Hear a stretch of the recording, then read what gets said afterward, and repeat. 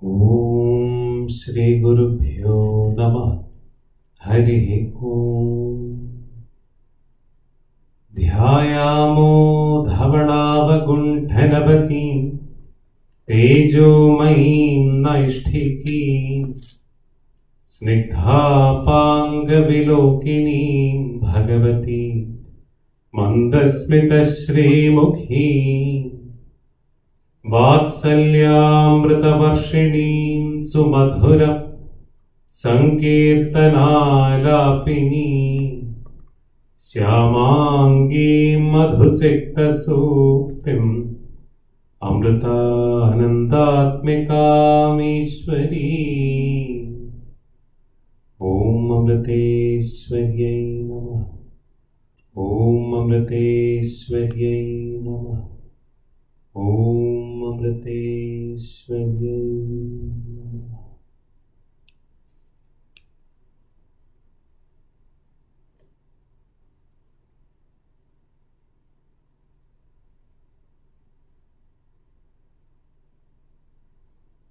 Amriteshwaryai Namah. We'll continue with the discussion of Tattva Bodha. We'll anyway quickly look into what we have discussed till now in Tattva Bodha, so that we have a sense of continuity. We started with discussing the 4 qualities a seeker of truth should have. 4 qualities of Viveka Vairagya, the Shat Sampatti and Mumukshutvam Viveka, right, discernment, discrimination, Vairagya, this passion, and the 4th one being the eagerness for liberation.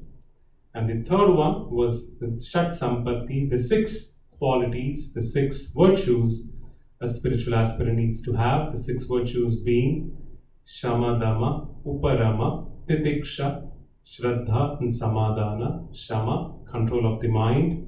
Dama, control of the senses. Uparama, having an equipoised attitude in every moment of our life. Titiksha, the strength to face every situation, forbearance.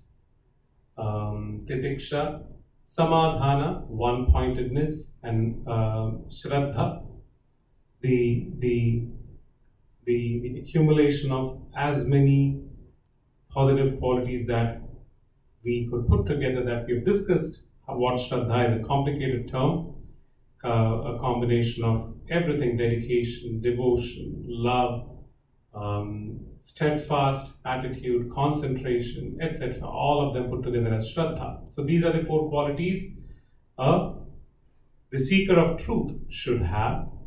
And then we moved on to discuss we discussed Atma Vichara. What is the self? What is Atma?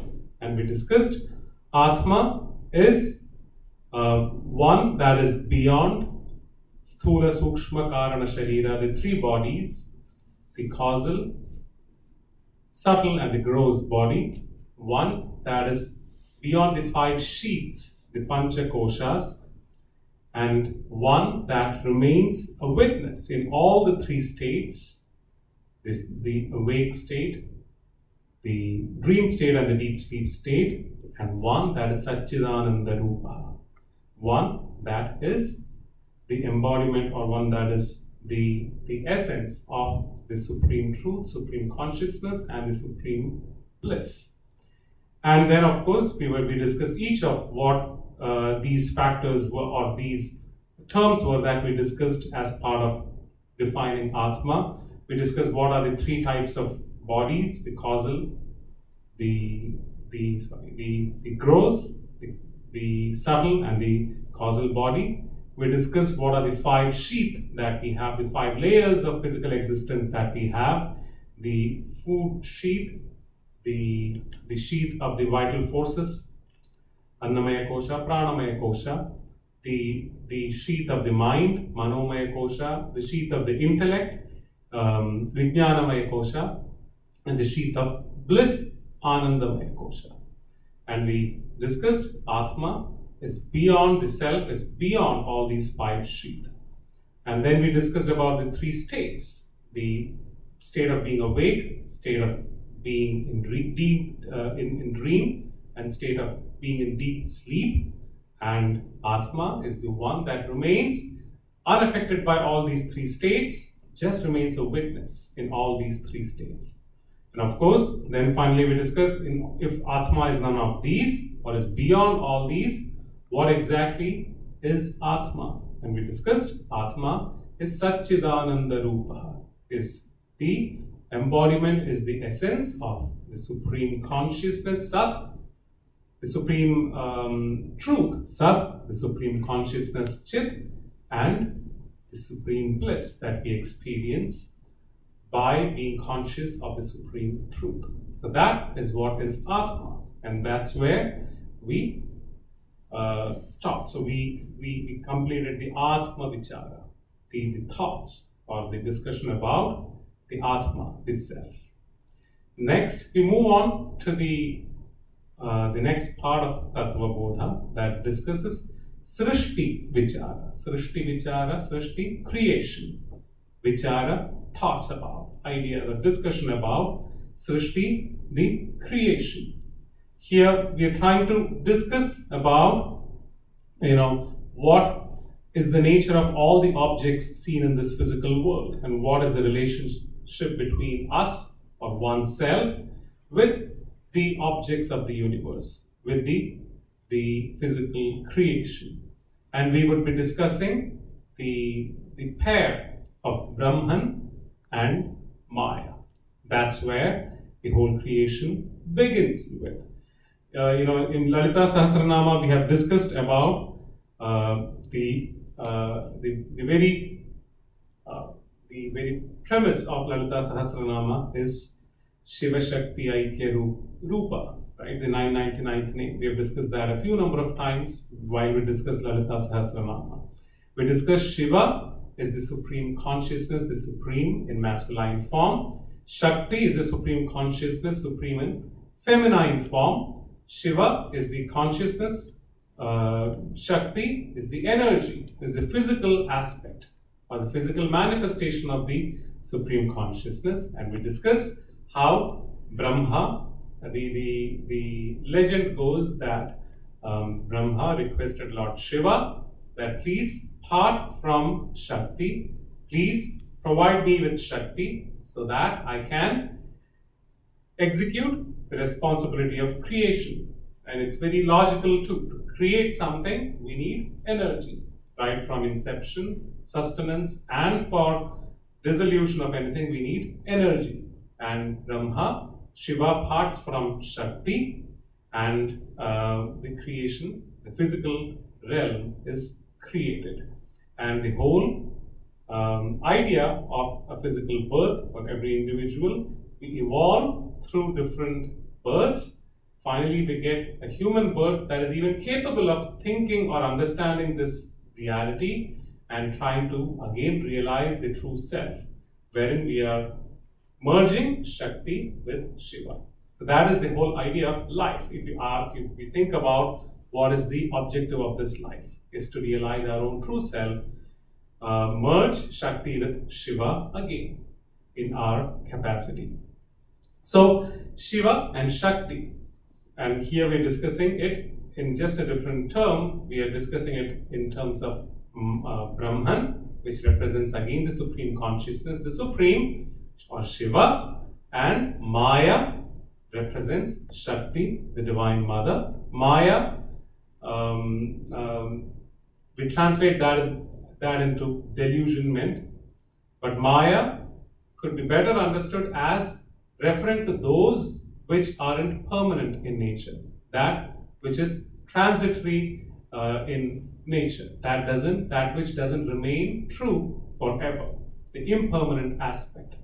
And the physical creation we have discussed in Tattva Bodha and in Lalita Sahasranama, in few of the other scriptures that we have discussed, how anything in the physical realm is impermanent in nature. That's why we refer to the whole, even the scriptures refer to the creation as Maya, because everything that we deal with at some point of time has to perish. It came into inception at some point of time, sustains over a period of time, and has to perish or has to dissolve at some point of time.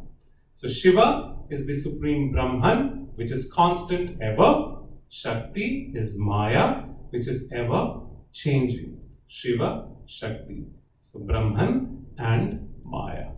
So we just keep these two terms in mind because the verse now that we're going to discuss starts with that.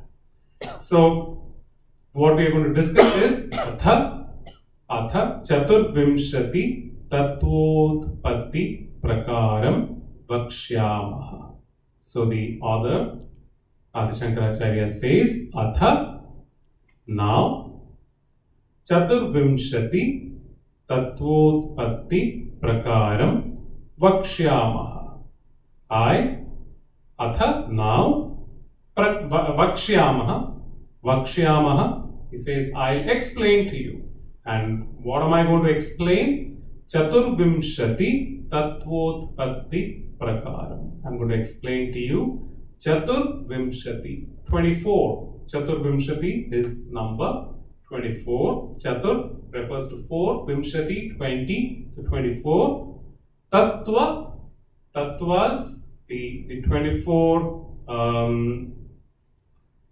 aspects, the 24 factors of the physical creation. Utpatti, their coming into being. Prakaram, the method or the types. So I hereby now explain to you the 24 tattvas that come into being as part of creation. So what are the 24 tattvas that we are going to discuss? We've discussed, as when we discussed the sthula sharira, the subtle body, we discussed 17 factors that are 17 constituents of the sthula sharira. It is those plus another 7 more. So the 24 tattvas, they begin with the 5 fundamental elements of the creation. The 5 gross elements or the fundamental elements. The 5 elements: air, water, earth, ether, and fire are the 5 elements. So the first 5 of the 24 are the 5 elements. Then the 17 factors that we discussed as part of subtle body. So the 17 factors were the 5 jnanendriyas, the 5 organs of perception. 5 karmendriyas, the 5 organs of action. The 5 pranas, the 5 vital forces that we have in our body. Prana, apana, vyana, udana, samana, that help the functioning or the running or the the execution of all the various activities that happen within our body. Not voluntarily, it is beyond our control. We do not tell our lungs to breathe in and breathe out. We don't tell our kidney to filter the blood out. We don't tell the heart to beat. These are the vital forces that work upon them. So the 5 jnanendriyas, the organs of perception; 5 karmendriyas, the actions, the organs of action; 5 pranas, the 5 vital forces; and the mind and the intellect. So 5, 5, 5, 15, 16 is the mind, 17 is the intellect. So we discussed these 17 factors as part of sthula sharira when we were discussing subtle body. And so 5 plus 17, 22. The 23rd one is chitta, which can be translated to consciousness, and the 24th one, ahamkara, ego. It's not pride, it is ego. We'll discuss more about it. So these are the 24 constituents, or the 24 factors of creation. Interestingly, only the first 5 are the physical elements that we could think of, the 5 fundamental elements. All the others are right within us, are the sense organs, the organs of action, the pranas that we have, our mind, our intellect, the consciousness, the ego, the sense of doership that we have. All of them. So out of the 24, 21 are, 19 are within us. And that's why it could be better understood. Creation is right within us. It's not, it's what we think the creation is the creation. We create the creation. The way you look at the creation would be very different from the way I look at the creation. I may think a particular day is beautiful. You may think the particular day is too cold or too hot, is not as pleasant. I may be aware of a place called Kovai Pudu in India. In your creation, that place probably does not exist at all. You may know of a person called Adam, and in my creation, Adam doesn't exist at all. So creation, whether Adam exists or not, makes no difference to me. Unless and until I know him in person, I build a relationship with him, or I build a relationship with the place called Kovai Pudu, it doesn't make any difference to me. Today Adam is there, tomorrow Adam isn't there, doesn't make a difference to me, because in my creation Adam doesn't exist. So creation, of course, is constituted of the 5 fundamental elements, but the 19 other factors are our own self. We create the creation. So we play a very important role on how the world is, or how the world would seem to us. So these are the 24 factors that Adi Shankaracharya says I am going to discuss, I am going to explain to you. Then he says, Brahmashreya Sattva Rajas Tamo Gunatmika Maya Asti. Brahmashreya Sattva Rajas Tamo Gunatmika Maya Asti. Brahman refers to the Supreme. Ashraya, dependent upon or associated with. Brahmashraya. So we're talking about the creation which is dependent or which is from the Brahman. Sattva, Rajas, Tamo Gunatmika. The gunas, the qualities. What are the 3 qualities? Sattva, Rajas and Tamas. The 3 qualities, Atmika, centered upon, or one that is that has it as the nature. What has them as the nature? Maya, Asti, is there, or is present. Maya is dependent on the Supreme Being Brahma and is constituted of the 3 gunas, the 3 qualities, Sattva, Rajas and Tamas. We just discussed Maya and Brahman are one and the same. They have been existent even before the physical creation comes into being. And then Maya is utilized for the creation. And it consists of the 3 gunas, Sattva. Sattva gunas, Sattva, we discussed these 3 gunas in different contexts. Sattva refers to all those qualities that govern knowledge. They are those that help us acquire knowledge, help us learn, help us grow. Rajas are those that govern action in terms of dissipating energy. All those qualities are referred to as Rajas. And Tamas are those that govern inertia, those stop us from doing anything positive, or those that bring us to inertia, that bring us down. So all these 3 gunas constitute the Maya, and that is dependent on the Supreme. is what the verse talked about. You know, Maya, the term Maya has a little elaboration phrase. It says, in Sanskrit, we refer to Maya as Ya Ma Sa Maya. Ya Ma Sa Maya. Ya means that which is Ma, that which is not. Sa, that is Maya. Maya is that which is not. That's why we call it as illusory, that which is delusionment, that which is not true. Why do we call it as not true? We cannot deny the existence of my body. We cannot deny the existence of this mic. We cannot deny the existence of this computer. So when we say it is not true, it means something that doesn't exist forever, something that is not true forever, something that is transitory in nature. All that is referred to as Maya. So Yama Sa Maya, that which is not, that is Maya.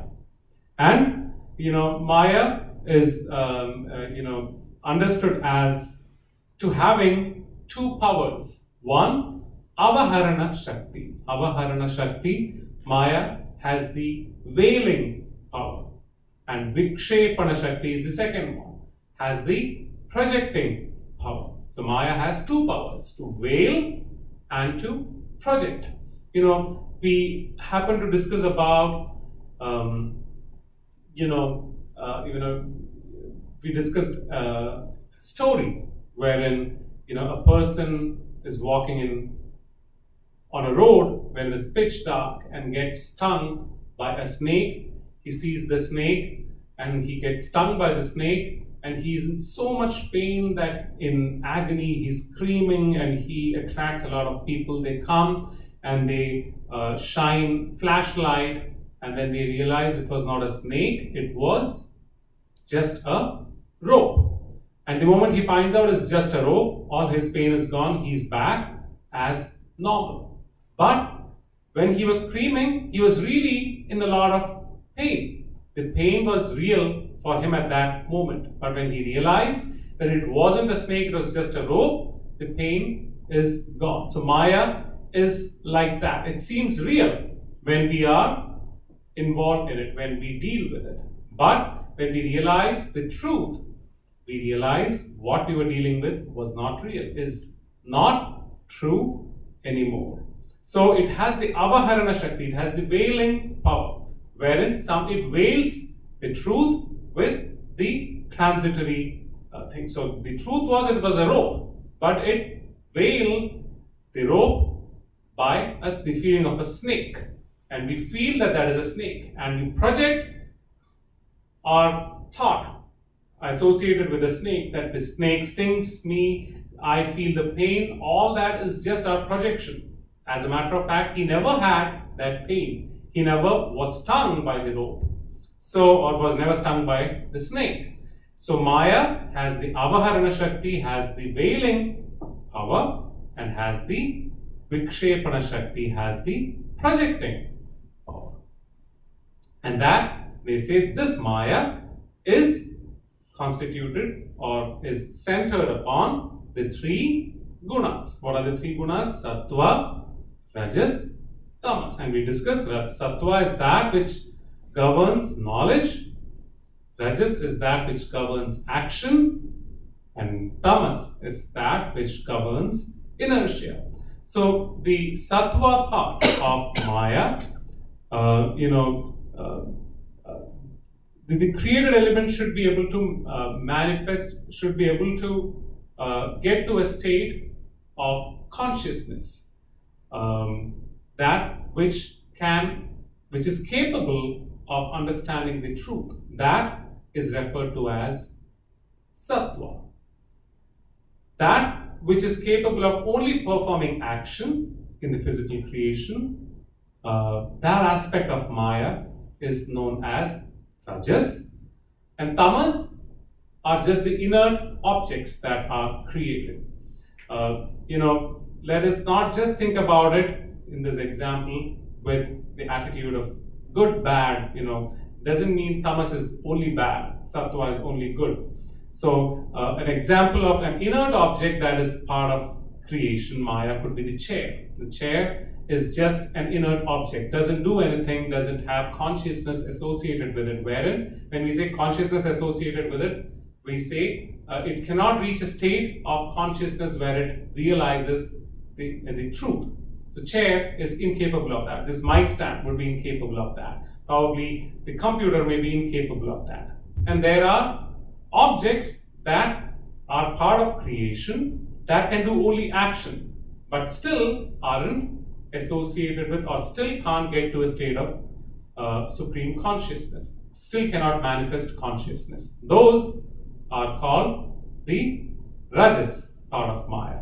And sattva are those, the part of Maya that creates the state that is able to manifest consciousness, is sattva. We'll be anyway discussing more about sattva, rajas and tamas, but when they associate sattva, rajas and tamas with Maya, that is the understanding. The part of one that is able to learn or able to manifest consciousness is sattva. That is just capable of doing action, not manifest consciousness, is rajas. And one that is just inert is tamas, that part of Maya. So the Maya is constituted of all these three qualities. So we discussed Brahman and Maya, and from Brahman and Maya, the creation is conceived. So we discussed Brahman. We just compare Brahman and Maya, the two aspects of the same Supreme. Brahman and Maya both are anadi. Both are anadi, one without the beginning. They have been existent even before the physical creation, have ever been existent, anadi. There is no beginning point that we can point out to. Brahman and Maya. Both of them are like the Shiva Shakti Aikya form, or the Ardhanarishwara form that we discussed about. But the Brahman is Nirguna. Brahman, we have discussed, the Supreme is beyond explanation, beyond aspects, beyond factors, beyond qualities, is something that cannot be expressed in words, etc. But Maya, on the other side, is associated with the physical creation. So has gunas, is saguna, has all the physical qualities or factors that we can associate that with. The Brahman is nirvikaram and Maya is savikaram. When you say vikaram, we discussed shad vikaram with the gross body, the 6 transformations the body can have. So the physical realm has all those transformations that can happen, but Brahman is beyond that. So it is nirvikaram, Maya is savikaram. Maya will have transformations. The physical creation would have transformation, but the Supreme doesn't. Just that was just a fun fact, which is not very much fun, quite serious. But I thought we should just try to have a comparison between Brahman and Maya.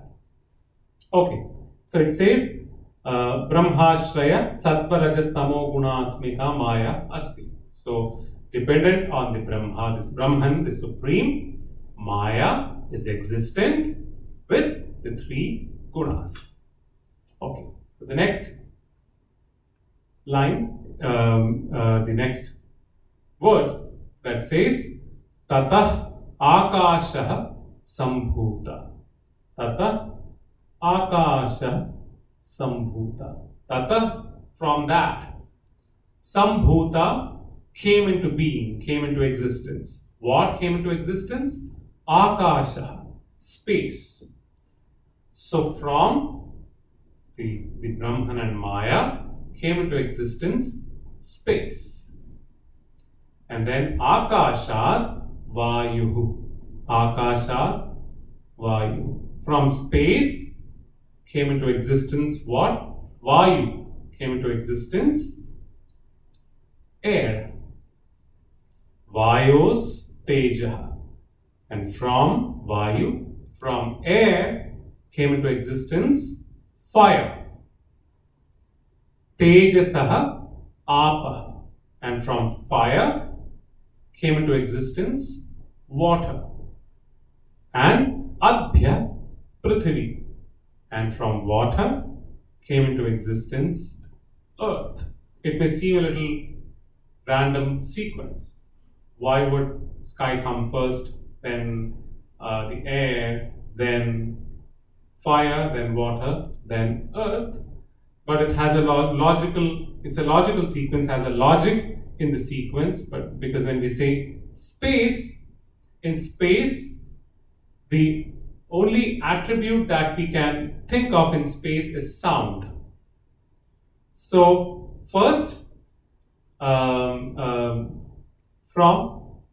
the Brahman and Maya comes into existence the the one attribute, fundamental element of creation that is associated with sound, and sound alone. So space, sound is the attribute. That's the only one attribute that it has. You know, as a matter of fact, lot many scriptures, including the Holy Bible, Book of John, chapter 1, verse 1 says, then there was sound, sound was of God, sound was God. So many different scriptures, even many Sanatana Dharma scriptures, point to how the creation began with sound. And in space, we hear, so even scientifically when we think about it, a lot of things that we learn from the outer space. In the space that we are in, we can see. That's why we don't deal with that too much. The outer space we cannot see. So we rely a lot on vibrations that we receive. We utilize all these different sophisticated instruments that receive or perceive vibrations, and that's how we try to discover all these celestial bodies, all these various discoveries that we make. So with space is associated sound. And from Akasha comes Vayu. With air, it's not one, it's now two attributes associated. It is sound and the sense of touch. We can feel the touch from air. So first sound, and then Vayu, which is sound and touch. And from Vayu comes fire.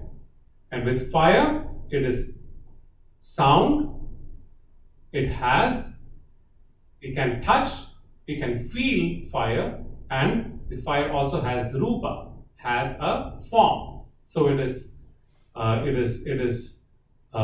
sound that we can hear, the fire that we can touch, the sense of touch, and the sense of vision, because fire has a form. And from fire comes water. Water has four attributes. It has sound associated with it. It has the perception of touch. It has a form, and it has a taste, rasa. So it is shabda, sparsha, rupa, and rasa. And the fifth one is earth. Earth has all the five attributes. It has the sound, it has the touch, it has a form, it has a taste, and it has smell. So that's why they sequence them in this order, going with the tanmatras. We have discussed again tanmatras. Or the tanmatras are the shabda rasa gandha rupa, and sparsha.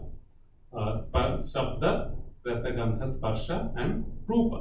All the five perceptions that we can have. Perceptions. So because we're talking about the physical creation, let us think about it scientifically or logically.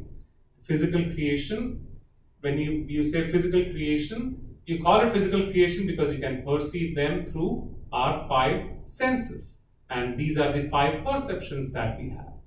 So starting with the sound alone, which is space, then sound and touch, air, sound, touch, and form, this fire. Sound, touch, form and taste, that is water. Sound, touch, form, taste and smell, which is associated with earth.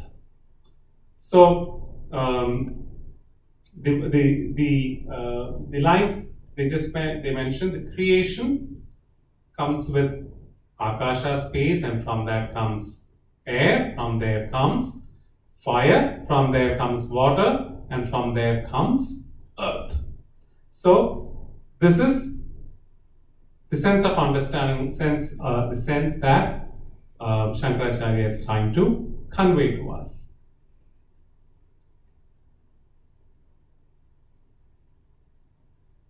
So the 5 elements that we have now we discuss, this comes from Maya, and then we discuss the Maya has all the 3 gunas.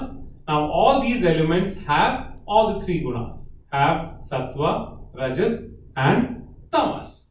So here on we are going to look into the sattva, rajas and tamas gunas of all these 5 tanmatras, all these 5 fundamental elements of creation. So the next line goes as Etesham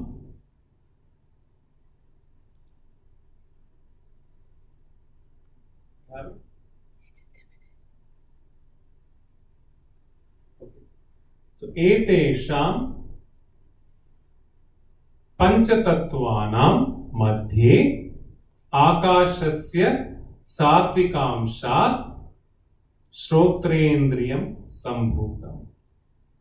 Etesham, of these, Panchatattvanam Madhye, of these 5 tattvas, Akashasya, of either of space, Satvikamshat, the sattva aspect of space, Sambhutam, comes into being from the sattva aspect of space. What comes into being? Shrotrendriyam, the organ of listening.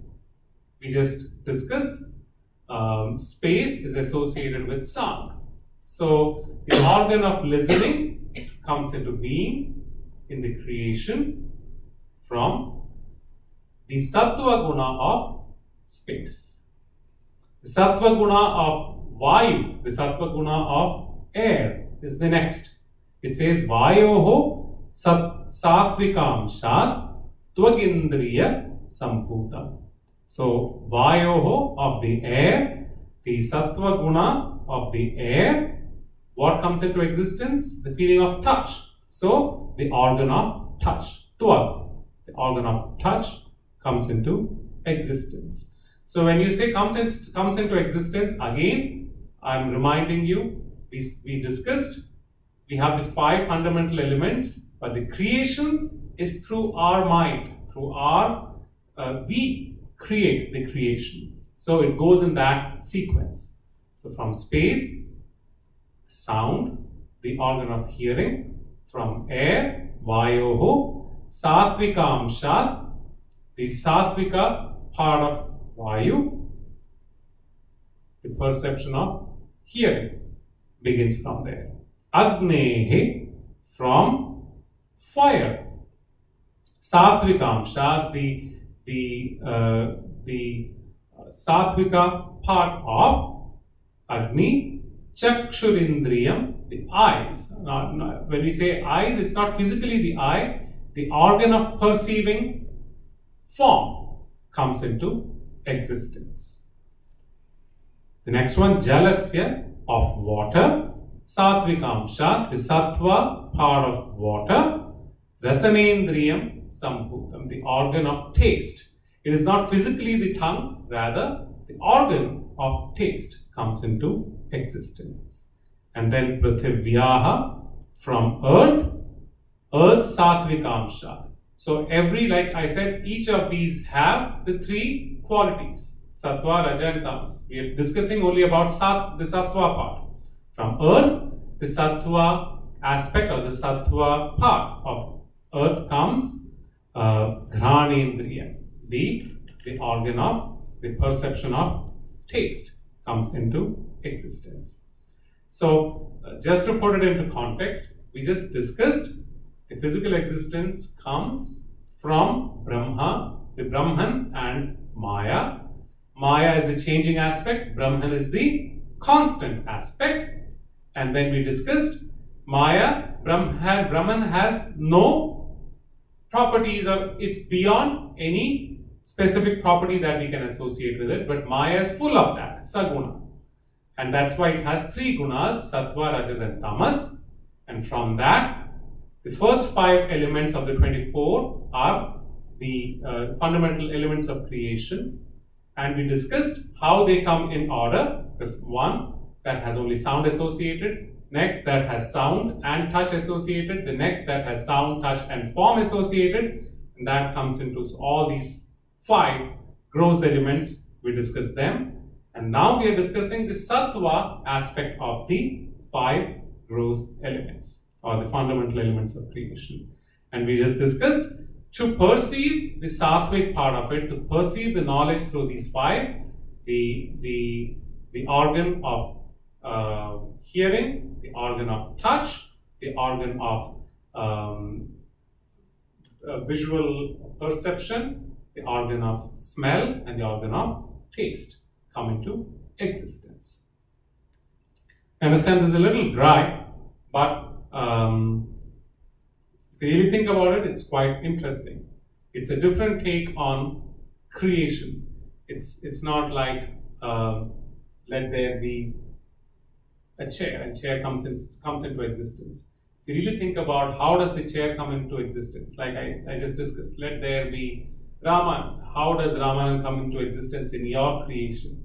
It is through these senses. It's through this process that we in our creation place Ramanand.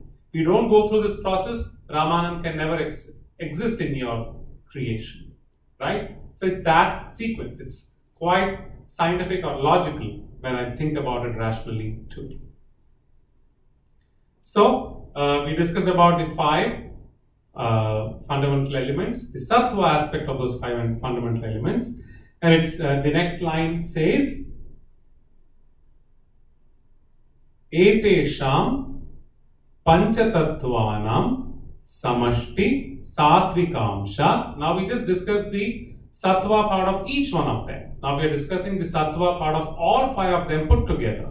Etesham Panchatattvanam Samashti Sattvikamshat Mano Buddhi Ahankara Chittanta Karanani Sambhutani. So all of them put together, Etesham, these Pancha, 5 Tattvanam, the 5 Tattvas, Samashti, aggregation, Sattvika Amsha, aggregating all their Sattvika Amsha, all their Sattvika part, the Sattvika part of all these 5 Tattvas put together. What comes into being? Antahkarna. Antahkarna. That's the term given to it. Antahkarna, anta, inner, karna, ears. The inner organ or the inner ear, Sambhutani, comes into existence. And the inner ear or the inner organ consists of 4 aspects. What are the 4 aspects? Mano, Buddhi, Ahankara, Chitta. The mind, Manaha, Buddhi, the intellect, Ahankara, ego, Chitta, memory. Manaha, Buddhi, Ahankara, Chitta. So the Sattva part of the 5 fundamental elements brings into existence the inner organ, which consists of Manaha, Buddhi, Ahankara, Chitta. If we look at any given situation that we face, each one of us is going to face it differently. Say we see a piece of news, some news, say we just learn that a particular team won the Super Bowl. My reaction towards that would be very different from someone else's reaction to that. So I may or may not be excited about it. I may not be very excited about it because I don't know much about Super Bowl. a youth member who was born and brought up in the US may be much differently reacting to that situation. A parent who has brought up a child in the US probably would have a different reaction to that very news, because they may not have directly been involved in football, but they have learned things through the child, or they are excited because their child is excited, or to support the child they get excited. So why do we react differently? Is because of these four factors: manaha, buddhi, ahankara, chitta. Because every situation that we face in our life, mind plays a very important role. What is mind? Mind is just a nebulae. It's just all our thoughts put together is our mind. Amma gives a beautiful example. The mind is like a piece of cloth. A piece of cloth is nothing but so many little strands of thread put together. Weaved together is piece of cloth. Every thread is taken out, the cloth doesn't exist anymore. Similarly, mind is just all our thoughts put together. So what are the thoughts running in ourselves at that moment play a very important role on how we react to a given situation. Say we have a lot of thoughts about spider, and someone comes and touches us, all of a sudden we are going to shriek, we are going to scream, we are going to get startled, because we are in constant thought of spider. Every touch would seem like it is a spider touching me. So mind, the thoughts that runs in ourselves, plays a very important role on how we interpret or face or react to a given situation. Mana. Buddhi, intellect, the way we process our thoughts is also very important. It's not just the thoughts, and how we process those thoughts plays a very important role. The faculty that we have on how we can process our thoughts, the ability to combine two thoughts together and derive a different thought, all those qualities. Say we see a bull running, and I don't know whether it's really true. It is believed that an agitated bull is attracted towards red color. It's a belief that people have. I've seen even bullfight, they use red cloth. So you see that a bull is running on the street agitated, and then you realize I am wearing red. My intelligence may be such, I would say I should take shelter right away. Someone else's intelligence may not permit them to think that complicated way. They may know that the bull is angry, they may know that red color is what they are wearing, but they may not put them together. That intelligence may not be working the way the other person's intelligence works. Probably they may just stay there and the bull may come and hit them or chase them. We don't know. So intelligence plays an important role. Manaha buddhi. Ahankara. Third one, ego plays an important role on how we face every situation. When you say ego, it's not pride. It's just the sense of how we relate to something. The sense of doership. When you say, oh, there was a terrorist attack in such a place in this particular country, we would react to it, we'll definitely feel bad, we would pray for it. But what if one of our friends or one of our relatives lives in that particular city? Our sense of reaction to that is going to be much different, because someone that belongs to me or is related to me may be involved in that. When we get that feeling, the reaction changes. I give this example, I think I've done that before. I remember I once was reading one of the English news when I just come from India many years ago now, and I read about a helicopter crash that happened somewhere in India. And every time I read such news, I definitely just spend a couple of seconds praying for whoever was affected by it, directly or indirectly.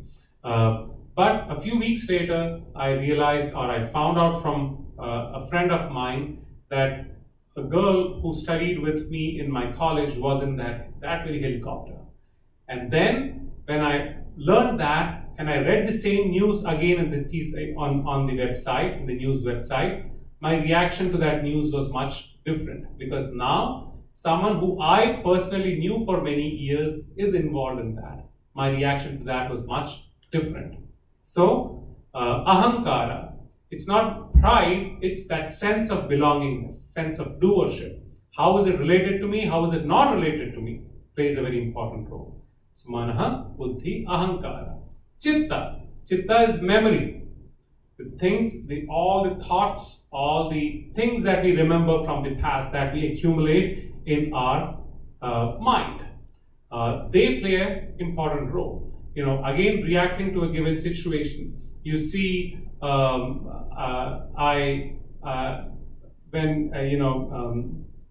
good example I can think of is me and my sister. My sister is very paranoid around dogs. I may not be as paranoid around dogs because my sister has a history of being bit by a dog on one of the streets in Bangalore. So she has that in her mind, she has that in her memory. Every time she sees a dog around her barking at her, she's reminded of the experience that she went through when a dog bit her. So her reaction to that situation is going to be very different. So all these four factors, manaha, buddhi, ahankara, chitta, the mind, the thoughts, the intellect, the way we process our thoughts, ahankara, the way we relate to something, chitta, our memory. All these four factors play a very important role on how we react to a given situation. And all these four put together is called antahkarna. All these four put together is called antahkarna. So that's why the verse says, etesham, all these panchatattvanam, of all these five tattvas, samashti, aggregate, sattvikamshat, the aggregated sattvas, or the sattva part of all these tattvas put together, forms manaha, buddhi, ahankara, chitta. Manaha, buddhi, ahankara, chitta, mind, thoughts, intellect, ego, and memory. Antahkarnani sambhutani. Antahkarna is the term used, the inner organ, the inner ear or the inner organ. Sambhutani comes into existence. So we just discussed the five fundamental elements, the sequence of the five fundamental elements, the tanmatras or the properties associated with them, the sound, touch, shape, taste, and smell. So we have the five senses that perceive the smell, and then the antahkarna starts interpreting what we perceive. Is that okay? So that's how creation takes shape within each one of us. I find it very interesting to actually look into that in this sequence. Makes a lot of sense to me. Everything that we react to is through this sequence. So just talking about the manaha, buddhi, ahankara, chitta, they elaborate, Shankaracharya elaborates what those are. So it is related to what I just explained about each one of them. Sankalpa vikalpatmakam manaha. Sankalpa vikalpatmakam manaha. Sankalpa vikalpatmakam manaha. Kalpa is a thought or an idea. Sankalpa, satkalpa, good thoughts. Sankalpa, vikalpa, alternatives. So mind, atmakam, the mind is centric on what? Good and alternative thoughts. That is mind. We just discussed mind is set of thoughts put together, and that's what is explained here in the verse. What is mind? Manaha is sankalpa, vikalpa is consisted of sankalpa and vikalpa. Sankalpatmakam and vikalpatmakam. Buddhi, the next is buddhi. Buddhi, intellect. What is buddhi? Nishchayatmika. Buddhi, nishchayatmika. Nishchaya, to take decisions. Atmika, the nature, is centric on that. So what is mind? Mind is centric on good and alternative thoughts. Buddhi is centric on making decisions. And we again discussed that with the example that I gave. Ahankara, ahamkarta. Ahamkara, aham karta. What is ahankara? Aham karta, aham, me, karta, doer. So ahamkara is the one that gives us the feeling I am doing it, or I am associated with it. I am not associated with it. I want to deal with it, I don't want to deal with it. All those feelings are coming from where? Ahamkara, or ego. Not pride, ego. I'm repeating that a few number of times. When you say ahankara, it's not pride, it is the sense of doership, the sense of relating to it, belongingness. And then chittam, memory. What is memory? Chintana kartra chittam. One that makes us, makes us think. One that makes us think. Based on all that we remember, is chitta. So manaha, buddhi, ahankara, chitta is our internal ear. So we talked about the sattva aspect of the creation, and the internal organ that comes into existence through the sattva aspect of the creation is the antakarna, consisting of all these four constituents: mana, buddhi, ahankara, chitta. And the next four lines, we'll just quickly go through them, very straightforward. It says manaso devata chandrama. So the mind, the presiding deity of the mind is moon. Buddhehe Brahma. Of the intellect, the presiding deity is the creator, Brahma. Ahankarasya Rudra.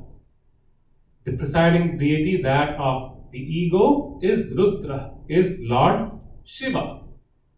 And Chittasya, of memory, the presiding deity is Vasudeva, is Lord Krishna. So we'll end with that. So quickly summarizing, so that we go with a sense of completion of what we discussed. We just discussed. We started with the discussion in this part. We started with the discussion of the creation, and we discussed. Lord Krishna says there are 24 aspects to it, and of the 24, 19 are right within us.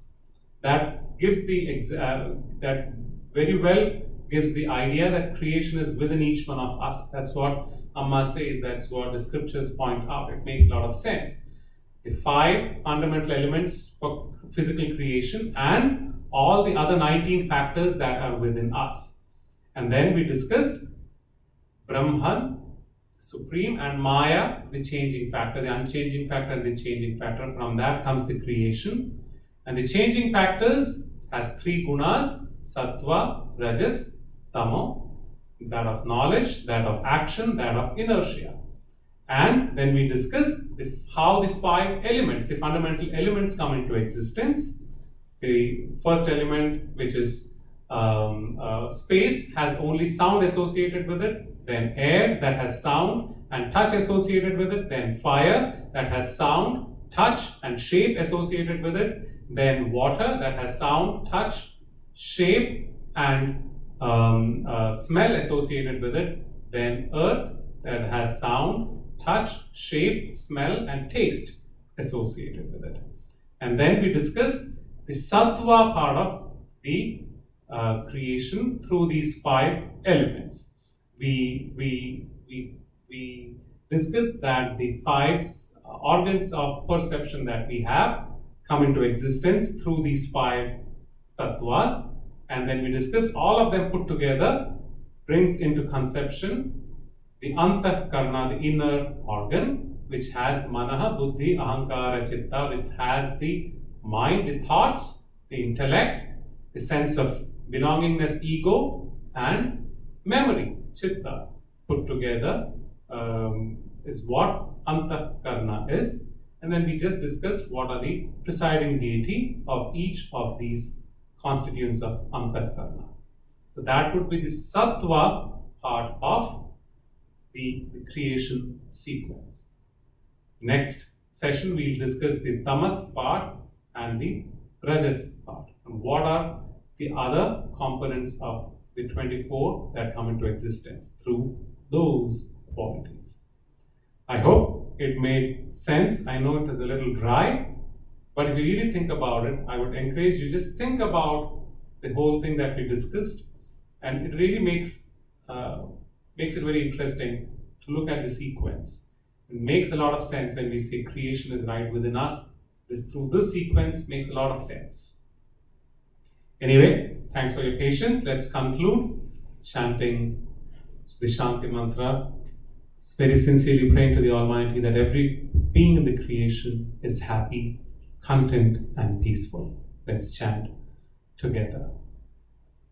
Om Loka Samasta Sukhino Bhavantu.